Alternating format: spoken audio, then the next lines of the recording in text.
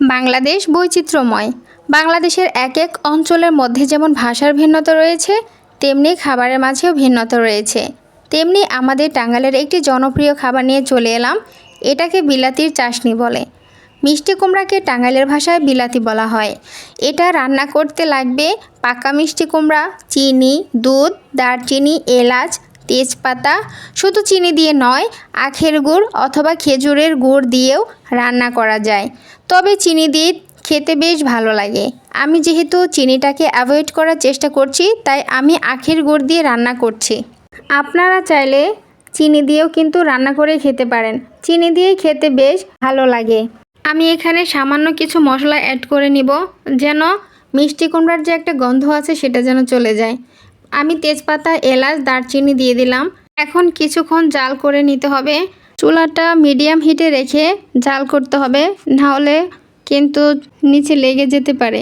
সেজন্য মিডিয়াম হিটে জাল করতে হবে আর অনবরত কিন্তু নাড়তে হবে। এটা যখন আমার একদম বলক চলে আসবে, তখন কিন্তু আমি চুলাটা বন্ধ করে দিয়ে শিরাটাকে ঠান্ডা করে নিব, না হলে দুধ দেওয়ার সময় দুধটা কিন্তু ফেটে যাওয়ার সম্ভাবনা থাকে। সেজন্য আমি শিরাটাকে একটু ঠান্ডা করে নিচ্ছি। এরপরে কিন্তু আমি লিকুইড দুধটা দিয়ে দিব। বিলাতির চাশনি রান্না করার সময় গাভীর দুধ দেওয়া হলে বেশি মজা হয়। যেহেতু আমি ঢাকা শহরে থাকি, এখানে তো আর সরাসরি গাভীর দুধ পাওয়া যাবে না, তাই জন্য আমি প্যাকেটের দুধ দিয়ে রান্নাটা করছি। দুধটাকে ভালোভাবে জাল করে নিতে হবে, অনবরত কিন্তু নাড়তে হবে। যে পর্যন্ত দুধটা একদম শুকিয়ে না আসতেছে, জাল একদম না পড়তেছে, সে পর্যন্ত কিন্তু আমাদেরকে নেড়ে নেড়ে কিন্তু রান্নাটা করে নিতে হবে। নাড়া কিন্তু থামানো যাবে না, নাড়তে নাড়তে কিন্তু রান্নাটা করতে হবে, না হলে কিন্তু তলায় লেগে যেতে পারে। খেয়াল করে একটু রান্নাটা করতে হবে। আরেকটা জিনিস স্কিপ হয়ে গিয়েছে, সেটা হচ্ছে মিষ্টি কুমড়াটা আমি পিস পিস করে রেখে তারপরে হচ্ছে আলাদাভাবে কিন্তু সেদ্ধ করে নিয়েছি। তারপরে সেগুলো ম্যাশ করে একটু গালিয়ে নিয়েছিলাম। এরপরে কিন্তু যখন দুধটা আমার হয়ে এসেছে, তখন কিন্তু দুধের মধ্যে দিয়ে আবারও কিন্তু একইভাবে নাড়তে হবে। নেড়ে নেড়ে কিন্তু যখন দেখব যে অনেকটাই শুকিয়ে আসছে, জাল পড়ে গেছে, তখন বুঝবো যে আমার রান্নাটা কমপ্লিট হয়ে গেছে। সে পর্যন্ত কিন্তু আমাদেরকে নাড়তেই হবে, না হলে কিন্তু নিচে লেগে যাবে, আগেই তো বললাম। তো বারবার নাড়তে হবে আর জাল করে নিতে হবে।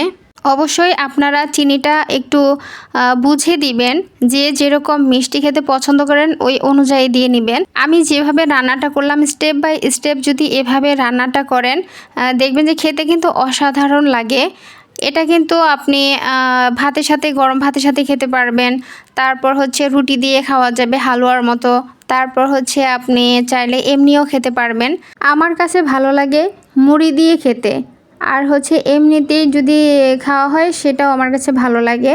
এটা খেতে কিন্তু অসম্ভব মজার হয়। খেয়ে দেখবেন একদিন রান্না করে, অবশ্যই বুঝতে পারবেন যে রান্নাটা খেতে কতটা সুস্বাদু হয়।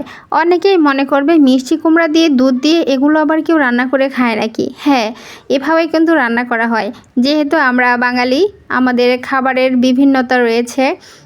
এক এক অঞ্চলে এক এক রকমের খাদ্যাভ্যাস রয়েছে, যেগুলো এক অঞ্চলে খায় না, অন্য অঞ্চলে গিয়ে দেখবেন যে তারা কিন্তু তৃপ্তি সহকারে সেটা খেয়ে থাকে। আপনারা কে কে আমার রেসিপিটি দেখে রান্না করে খেয়েছেন, অবশ্যই আমাকে কমেন্টে জানাবেন আপনাদের কাছে কেমন লেগেছে। যেহেতু আমাদের বাংলাদেশে অনেক জেলা রয়েছে, তো এক এক জেলা এক এক রকমের খাবার। তো আপনারা খেয়ে রান্না করে দেখবেন, যারা অন্য অঞ্চলের আছেন তারা অবশ্যই আমাকে জানাবেন যে খেয়ে আপনাদের কাছে কেমন লেগেছে। এই তো আমার রান্নাটা কিন্তু কমপ্লিট হয়ে গিয়েছে। আপনাদেরকে একটু বাটিতে করে নিয়ে দেখাচ্ছি, দেখেন কত সুন্দর হয়েছে।